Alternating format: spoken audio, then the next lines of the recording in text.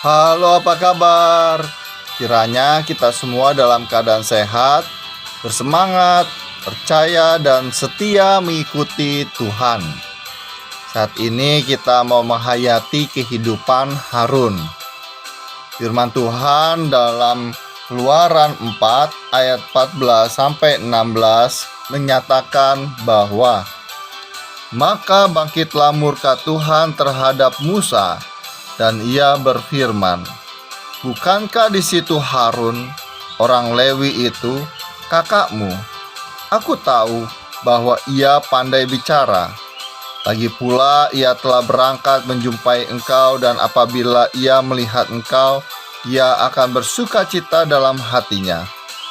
Maka engkau harus berbicara kepadanya dan menaruh perkataan itu ke dalam mulutnya. Aku akan menyertai lidahmu dan lidahnya dan mengajarkan kepada kamu apa yang harus kamu lakukan. Ia harus berbicara bagimu kepada bangsa itu. Dengan demikian, ia akan menjadi penyambung lidahmu dan engkau akan menjadi seperti Allah baginya." Nama Harun dalam bahasa Ibrani kemungkinan berarti gunung yang tinggi atau yang datang dari gunung. Harun bersama Musa dan Miriam merupakan anak dari Amram dan Yokebed dari keturunan Lewi. Harun pertama kali muncul sehubungan dengan panggilan Allah kepada Musa untuk pergi ke Mesir. Saat itu, Musa mengeluh bahwa ia tidak fasih berbicara, dan Harun diperkenalkan sebagai orang yang pandai bicara. Sejak itu, Harun menjadi juru bicara Musa, adiknya, untuk segala urusan dengan Fir'aun. Kerjasama Harun dan Musa menjadikan mereka sebagai tim yang kompak dan utuh, baik di hadapan Firaun dan petinggi Mesir maupun di hadapan para tua-tua Israel dan bangsa Israel. Sama seperti tim lain, kerjasama itu akan terus berjalan baik bila setiap anggota tim menggunakan segala kemampuannya dengan maksimal, sehingga kelemahan dan kekuatan anggota tim akan saling melengkapi.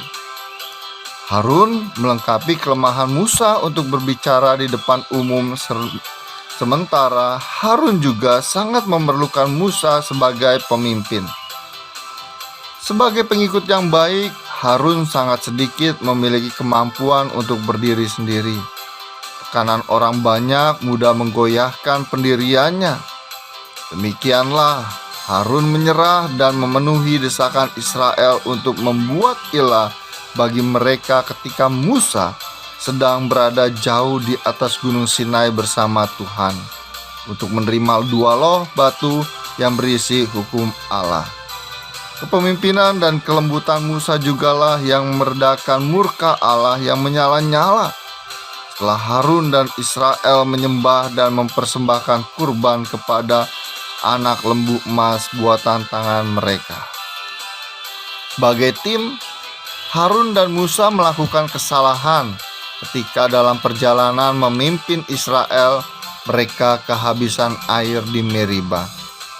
Tekanan dari umat yang bertengkar dan mengerumuni Musa dan Harun membuat mereka melakukan tindakan yang dipandang Tuhan sebagai tanda ketidakpercayaan mereka kepada Tuhan dan tidak menghormati kekudusan Tuhan di depan bangsa Israel. Peristiwa itu berakhir tragis karena akhirnya Harun dan Musa tidak membawa Israel masuk ke tanah perjanjian yang merupakan tujuan dari perjalanan panjang yang sudah mereka jalani. Harun bersama Miriam, kakaknya, juga melakukan pemberontakan karena cemburu terhadap kedudukan Musa. Dengan alasan hubungan Musa dengan wanita Kusi, mereka mengata-ngatai Musa yang akhirnya membangkitkan murka Allah. Hal itu menimbulkan hukuman terhadap Miriam berupa penyakit kusta. Harun akhirnya menyadari kesalahan yang disebutnya sebagai kebodohannya dengan Miriam dan memohon pengampunan Musa yang kemudian berdoa kepada Allah untuk kesembuhan Miriam. Kemampuan Harun berbicara dan berdoa merupakan kombinasi yang unik. Dalam perjalanan hidupnya, dia selalu menghadapi persoalan yang merongrong kepemimpinan Musa dan otoritas Allah. Sebagai pengikut yang baik, Harun memiliki kelemahan untuk mandiri, apalagi di tengah tekanan orang banyak.